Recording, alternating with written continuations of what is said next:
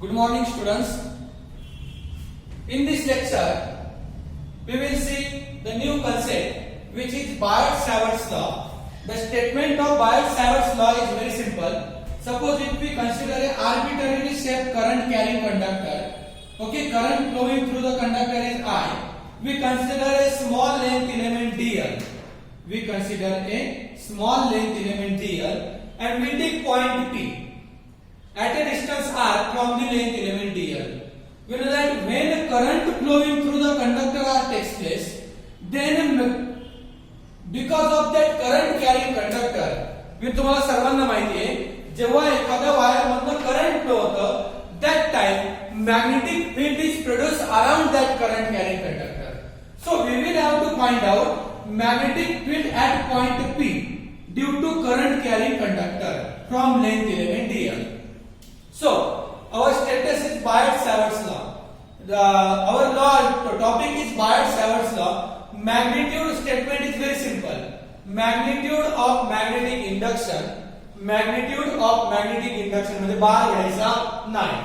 Magnitude of magnetic induction at any point due to current carrying conductor is directly proportional to the current flowing through the conductor. Second point, directly proportional to the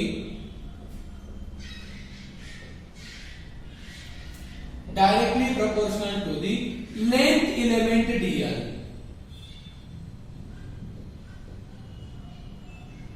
Length element dl. Directly proportional to the length element dl. Third point, magnitude of magnetic induction at any point P due to current carrying conductor is directly proportional to the sine of the angle between.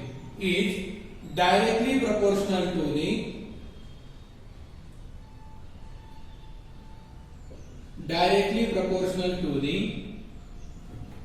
sine of the angle between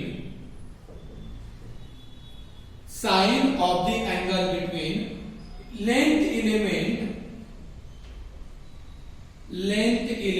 म्हणजे हा length element and line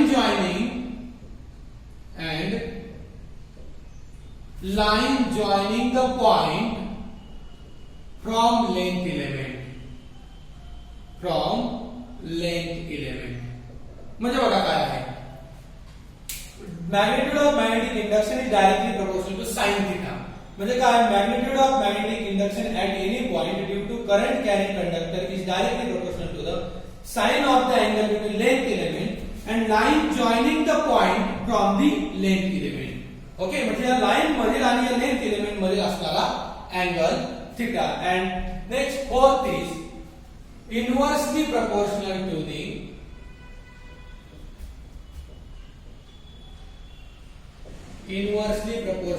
the square of distance of point from length element. Square of distance of point from length element. म्हणजेच काय तर बाळांनो, जर statement mathematically जर बघितलं आपण, magnitude of magnetic induction at any point. आता जे मॅग्निट्यूड ऑफ मॅग्नेटिक इंडक्शन म्हणजे लेंथ एलिमेंट dl मुळे इथे मॅग्नेटिक इंडक्शन dv. म्हणजेच काय होतं, dv is directly proportional to first point आहे current flowing through the conductor म्हणजे I. सेकंड पॉइंट आहे length element, directly proportional to the length element. Third point is sine of the angle between length element and line joining the point from length element. And fourth is inversely proportional to the square of the distance of point from the length element. By combining these four equations, dv is directly proportional to I dl sin theta divided by r square. I dl sin theta divided by r square. By neglecting this proportional sign, dv is equal to mu 0 by 4 pi into I dl sin theta divided by r square. काय ते बाळांनो, I dl sin theta divided by r square.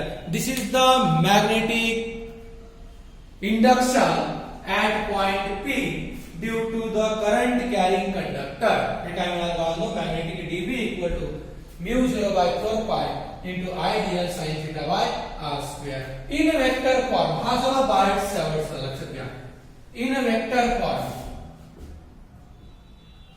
in a vector form कसं लिहायचं? db बार घ्यावा लागेल. मग db bar equal to mu 0 by 4 pi into I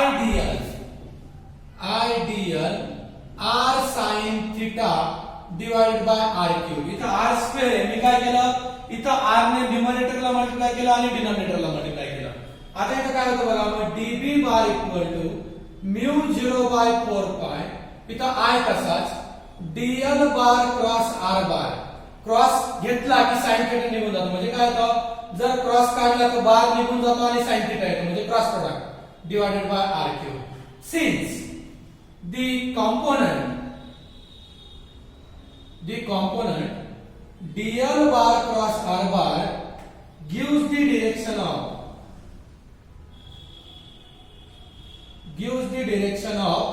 db bar, gives the direction of magnetic field. Since mu 0 is the permeability of free space, permeability of free space, म्हणजे mu 0 ची value काय येते? 4 pi into 10 raised to minus 7 weber per ampere metre. काय आहे बाळांनो? 4 pi into 10 raised to minus 7 weber per ampere metre. परत एकदा व्यवस्थित समजून सांगतो. Look at the board. Biot Savart's law, magnitude of magnetic induction at any point due to current carrying conductor is directly proportional to the current flowing through the conductor, directly proportional to the length element, directly proportional to the sine of the angle between length element and line joining the point from center of length element, and directly proportional to the inversely proportional to the square of the distance of point from the length element.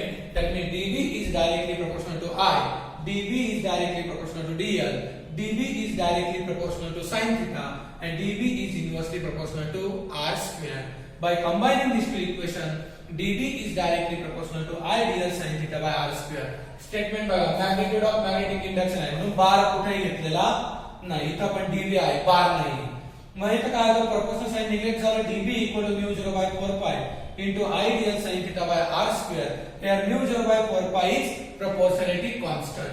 Since mu 0 is the permeability of free space and mu 0 equal to 4 pi into 10 raised to minus 7 weber per ampere metre और tesla metre per ampere.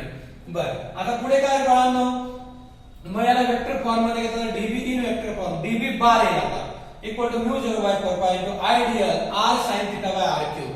इथं मी r ने multiply आणि दोन्हीला numerator आणि डिनॉमिनेटरला r ने multiply केलं. म्हणजे काय झालं? dB bar equal to mu 0 by 4 pi I dl r sin theta by r cube. आता sin theta करायचं म्हटलं काय? Cross product. म्हणून काय तर dl bar cross r bar upon r cube. I तसाच mu 0 by 4 pi तसाच. The component dl bar cross r bar gives the direction of magnetic induction, magnitude of magnetic induction dB बार. आता right hand rule नुसार म्हटलं तर इकडे जी magnetic field आहे ती into the plain जाते, म्हणजे अशी मध्ये जाते आणि इकडच्या साइडनं बाहेर येते, म्हणजे कमी out of plane. According to right hand rule current upward, magnetic field इथं मध्ये जाते आणि इकडे बाहेर येते. लक्षात घ्या. Okay, so this is the Biot Savart law. हा काय बाळांनो? Biot Savart law. Okay, so next our expression is derive an expression for magnetic field at a point near infinitely long straight wire. काय बाळांनो? derive an expression for magnetic field at a point near infinitely long straight wire.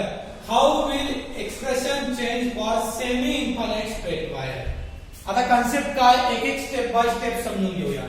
Consider a straight wire of length L carrying current I. This is the straight wire having length L, it carrying current I. इथून काय current I flow होतो. Okay, बघा म्हणजे तुम्हाला काय करायचं आहे? ही semi infinite current carrying conductor आहे आणि एक पॉइंट घ्यायचा आहे P आणि त्या पॉइंट P ला मॅग्नेटिक फील्ड काढायची. तुम्हाला काय करायचे बाळांनो? Magnetic field due to straight current carrying conductor एवढंच करायचे. हे समजून घ्या.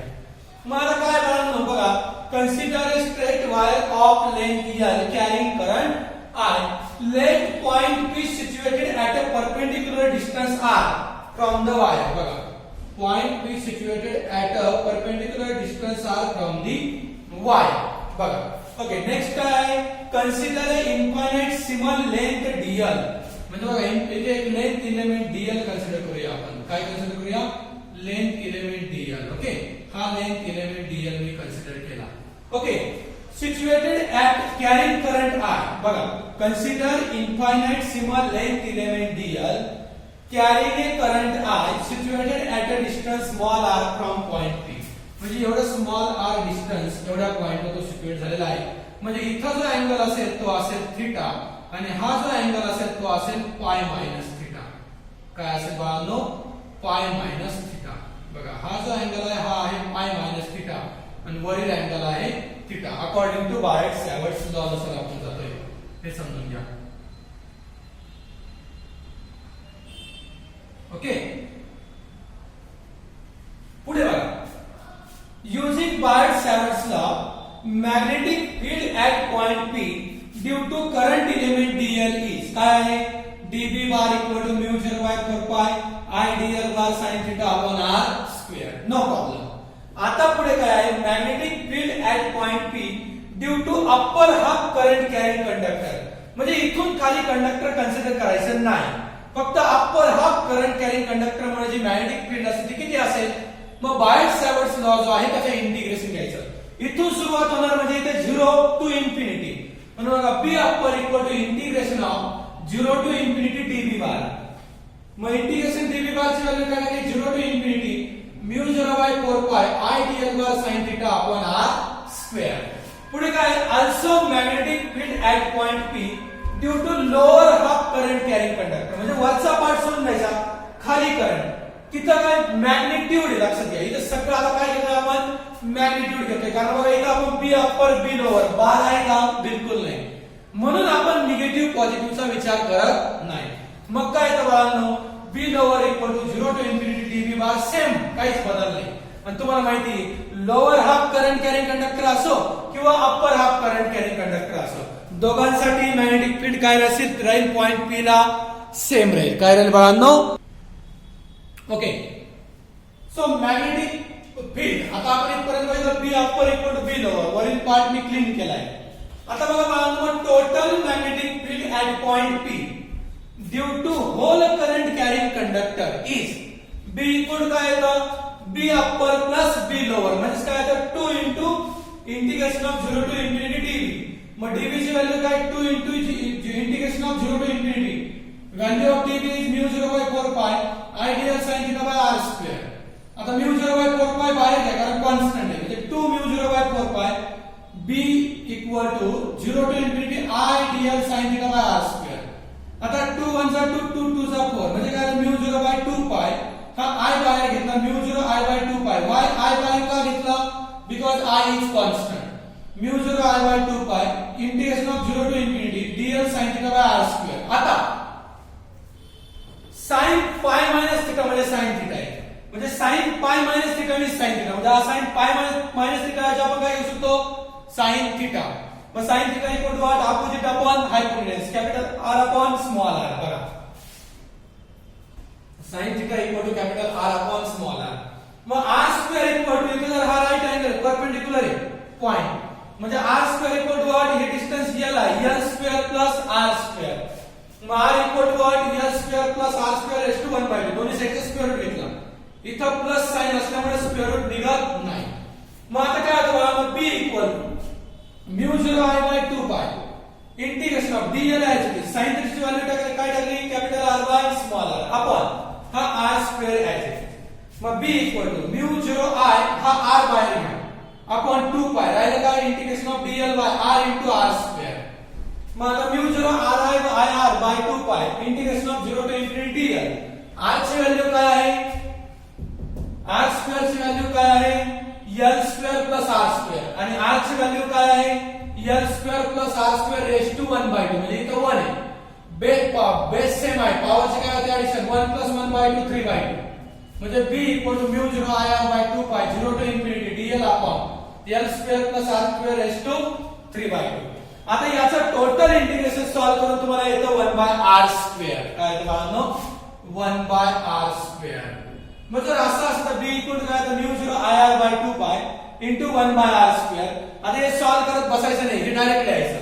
r² r आणि हा स्क्वेअर गेला, राहिला μ0I/2πr. This is the magnitude of magnetic induction due to infinitely charged conducting wire. काय राहिलं? infinitely charged conducting wire. And for semi infinite साठी काय येईल? For semi infinite साठी काय येतं बाळांनो? याचा half b half equal to b semi equal to b/2 म्हणजेच काय येतं? μ0I/2πr/2 म्हणजेच काय येतं? μ0I/4πr. काय येतं बाळांनो? 4πr. कळतंय का? ओके. सो व्हिडिओ लेक्चर घेतलंय, रेकॉर्डिंग करतोय. सो मी थोडं फास्ट शिकवलेलं आहे, तुम्हाला समजेल असंच शिकवलंय, काही प्रॉब्लेम नाही. ऑलरेडी आपला हा टॉपिक झालेला आहे, त्यामुळे मी थोडा फास्ट घेतला. पुढील लेक्चरला आपला नवीन टॉपिक असेल. मागे जे लेक्चर आपण क्लासच्या ऍपवर घेतले त्याच्यात तेच मी परत आता या कालच्या आणि आजच्या लेक्चरमध्ये शिकवलेलं आहे.